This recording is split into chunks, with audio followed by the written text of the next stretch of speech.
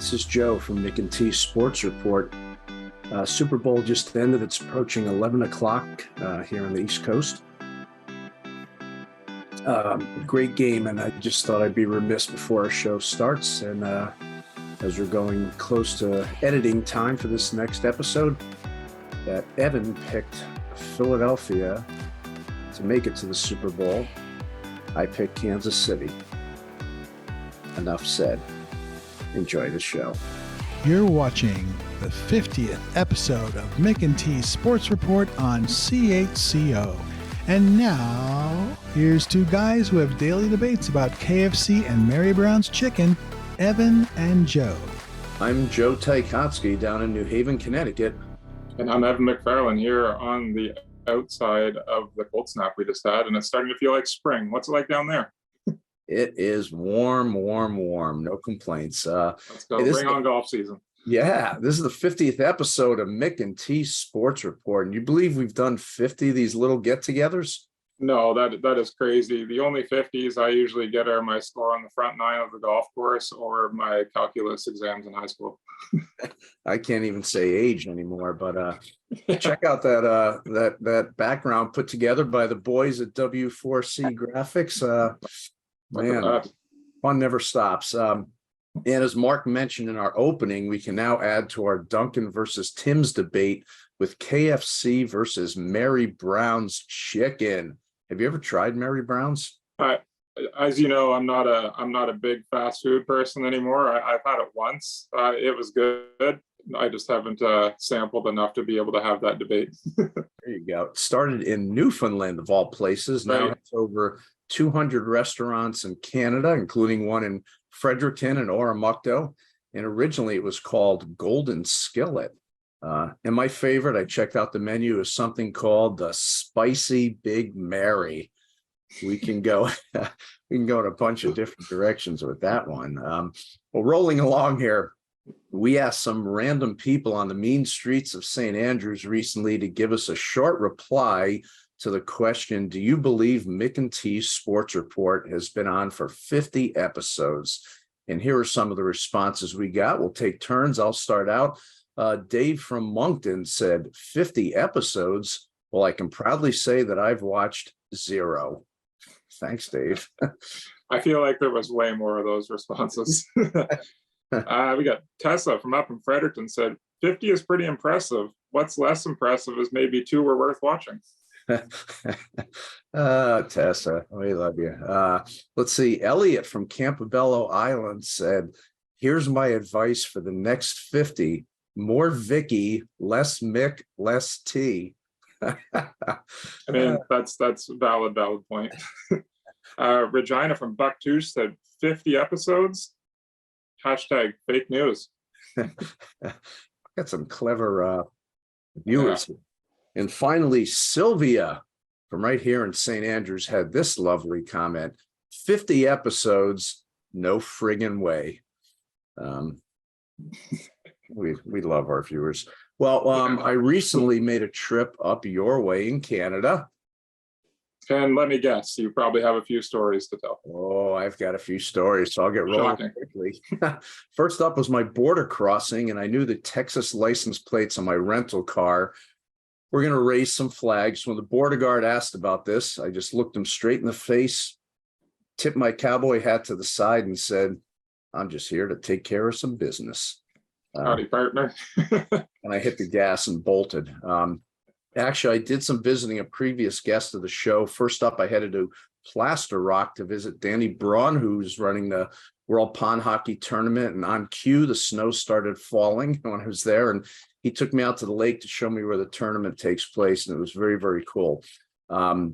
Then I remembered that there was a small statue and plaque of jockey Ron Turcotte that was somewhere in that area. So I looked it up and visited that briefly. And Ron was a jockey for Secretariat, the greatest thoroughbred ever. We interviewed him. So then I figured, I'm 5 hours away from home. I'm going to find out where Ron lives. So I walked into the Burger King and looked for the 2 oldest people there. And one woman, sure enough, said, oh, Ronnie lives over in Drummond. You turn right at the bottom of the hill, you go over the hill, and a few kilometers down, just past the church. You can't miss his house. So I did call him first. And then I proceeded to spend 30 minutes sitting in the kitchen and chatting with one of the greatest jockeys of all time, which was very, very cool and nice of him. Hey, that is a cool story, man. That's Yeah. also very Atlantic Canadian direction. Like, oh, you just go 3 corners down past Billy's house and there's a church there, you know. You knew your mom. I think his daughter, who was in the kitchen, was ready to call the police when I walked in, but Probably. yeah, some good stories there, but we've got many, many more. When we come back from the break, we'll show some clips from the senior night ceremonies for the Sir James Dunn Academy basketball team, as well as the debut of some new show promos that we both taped while I was north of the border. And you're watching the 50th episode of Mick and T Sports Report on CHCO-TV in St. Andrews.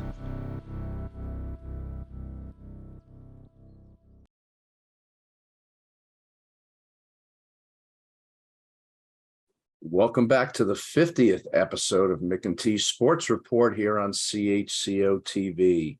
Last month, the Sir James Dunn Academy basketball team played their final home game of the season. And I was fortunate enough to be able to attend the game. And before I commence with my heckling of head coach and my co-host Evan throughout the game, Evan did a great job introducing his grade 12 players for the last home game of their careers. And CHCO's Flo Mitchell was there to capture some of the pregame ceremonies. So let's take a look.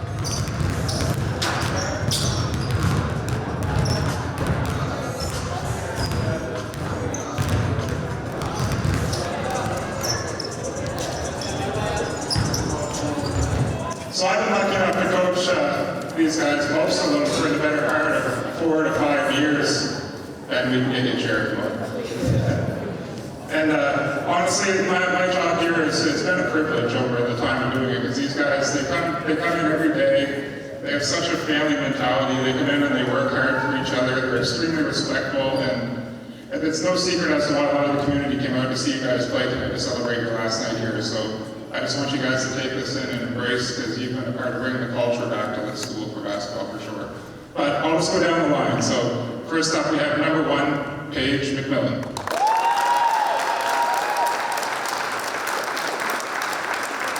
Number 14, Andrew Roseberg. Number 8, Rob Clark. Number 11, Jacob Hulse. Number 12, Sequoia Scott. Number 2, Peyton Hamilton. Number 13, Aiden Gerwell. Number 10, Ben Hamilton.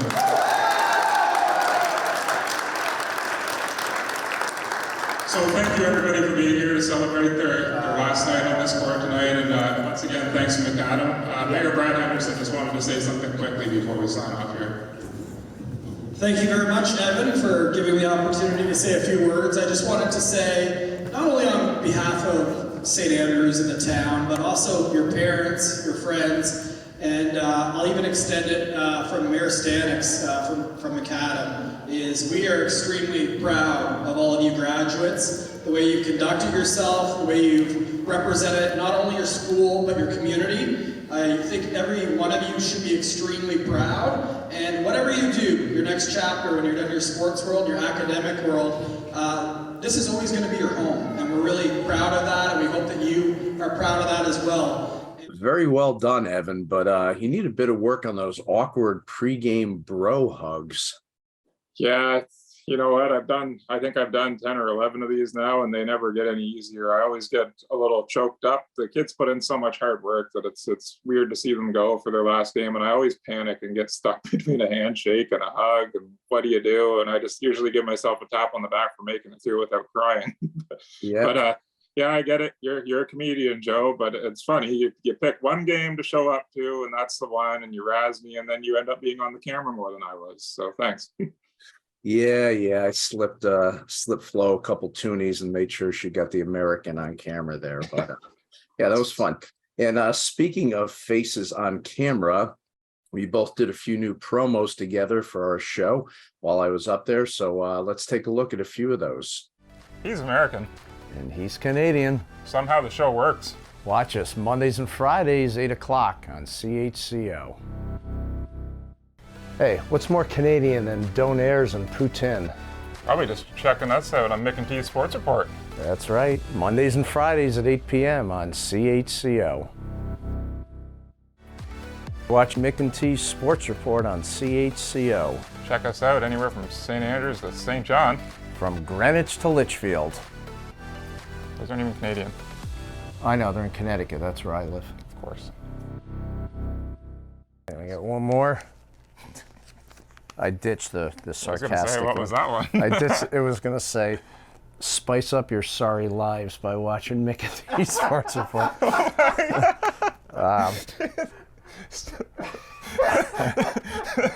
I figured the locals would give me the screw you. That was some quality international comedy there, and thanks to Flo for filming those. Yeah, it's a good thing I've got another job because I don't know if I can really pay the bills with that one. Well, coming up next on Small Town Spotlight, we head to Alberta for a museum that is as unique as they come. And you're watching Mick and T's Sports Report on CHCO-TV.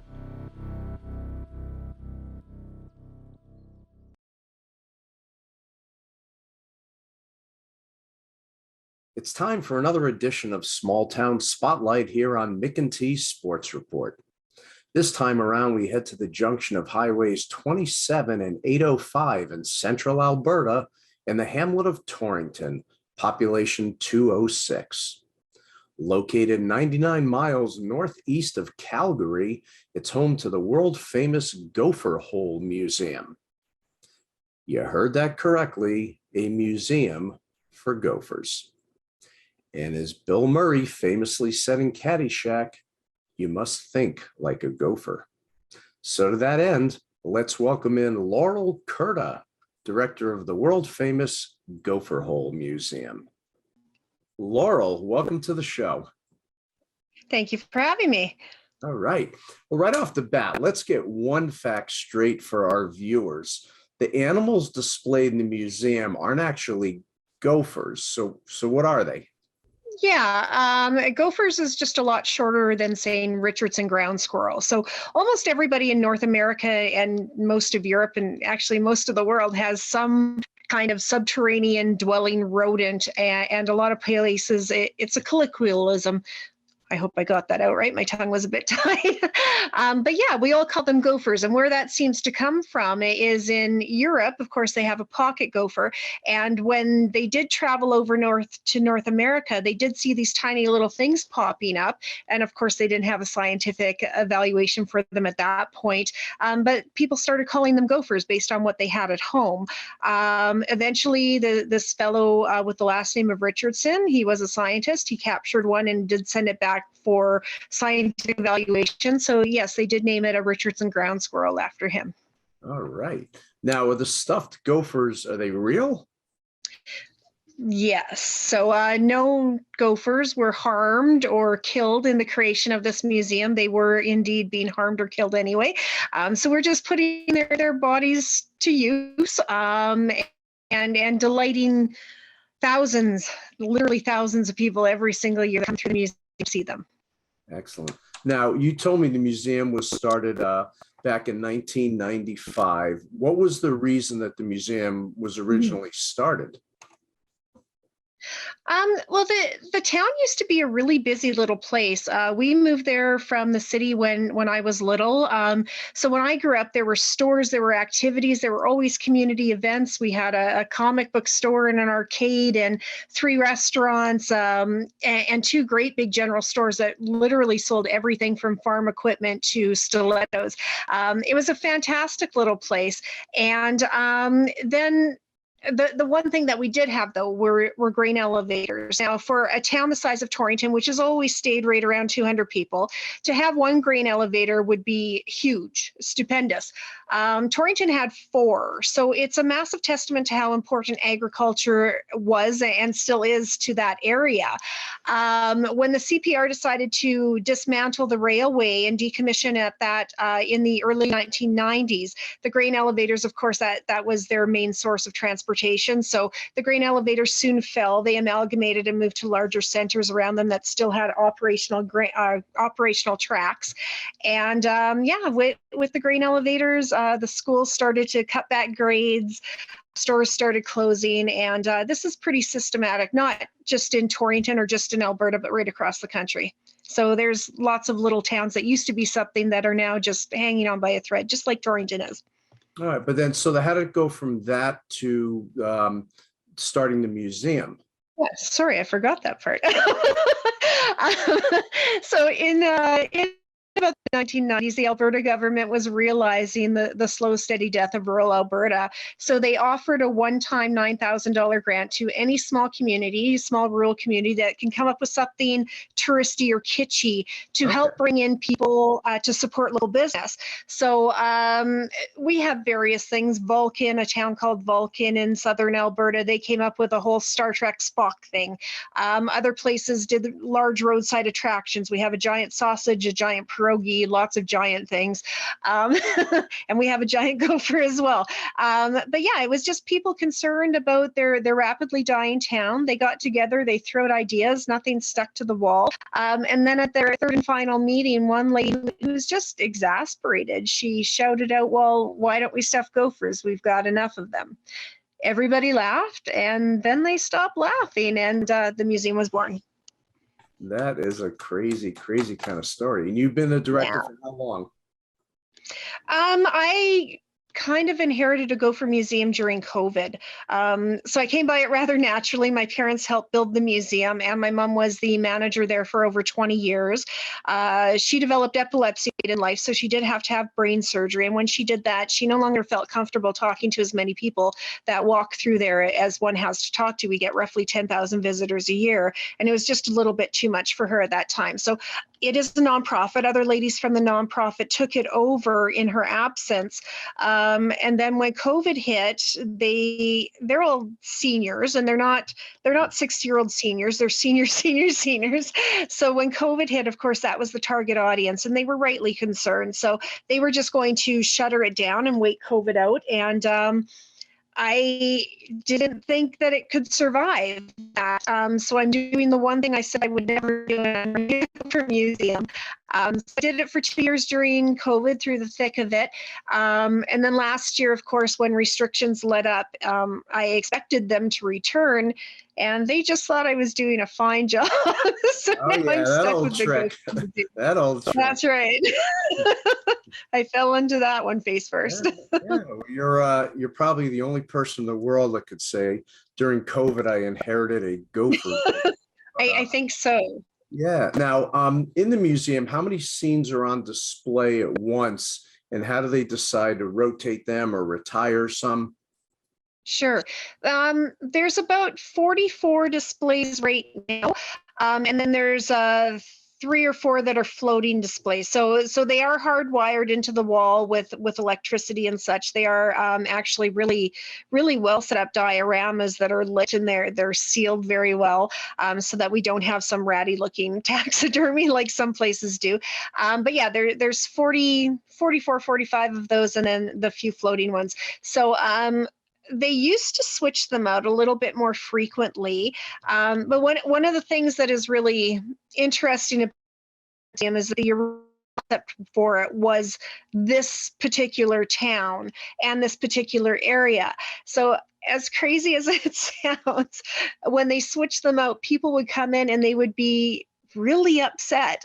Their favorite ones were gone. So they brought somebody from out of town, out of country, to come see it, and their favorite thing wasn't there. So they would get upset, or other people would come in and wonder where their grandfather's homestead was, or where their uncle's store was. Okay. And yeah, because it is part of this town, it does it has a vein that runs a little bit deeper than just some cosmetic, stuffed gophers like everybody has. These are specialty gopher displays. So yeah, they stopped rotating them so much, and they just stuck up ones that were specifically of the town or of the area. And there are more to put up. We simply don't have room. It's a very tiny little museum, and we're actively looking at expanding right now. Now, right now, what would you say the most popular scenes are out of the ones that are there? The most popular scenes absolutely are the church. In almost all the there's little hidden Easter eggs in there. So you really have to make sure that you're taking a good look inside these dioramas. People really don't get the essence of the gophers if you're just looking at them really quickly. But yeah, the church is absolutely delightful. That's a massive crowd pleaser. There's one called Moonlight Romance. So it's a 1950s scene, kind of a Danny and Sandy Grease type thing with a motorcycle. The bank scene is definitely a delight for little kids. It is a little bank robbery, and I don't know what it is, but little kids are fascinated by it. They'll pull up a stool and watch that for half an hour. So I don't know what kind of things they have.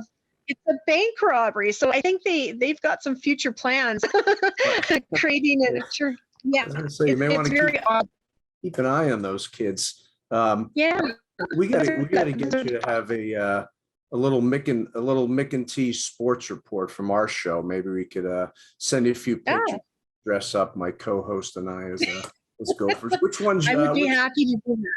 Which one's your all-time favorite? My very favorite is the First Nations display that we have. So originally they had named it Indian Village of the Stampede. Indian Village. Then probably 10 or 12 years ago, they realized that was inappropriate.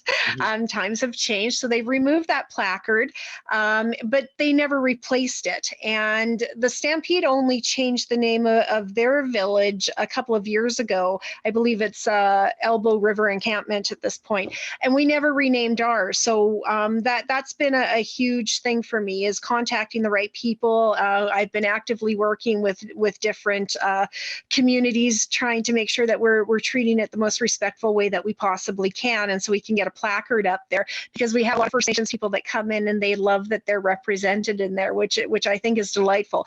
Beyond that, my dog's baby tooth is around that particular fellow's neck, and my dog's no longer with me, and I just love that he's out there somehow. Yeah. Now, any connection like from the Caddyshack movie? Do you have one of those displays? We do actually have a whole bunch of Caddyshack gophers in there. People keep donating them to us. So I have a whole wall of Caddyshack gophers that, they move and they do the song. I have reached out to Bill Murray. I don't know how many times that would make my lifetime to have a signed picture of Bill Murray in the Gopher Museum. But so far, no, they don't have anything. When we do an expansion, that is definitely happening. And I have gophers building up in my freezer right now, waiting to do that.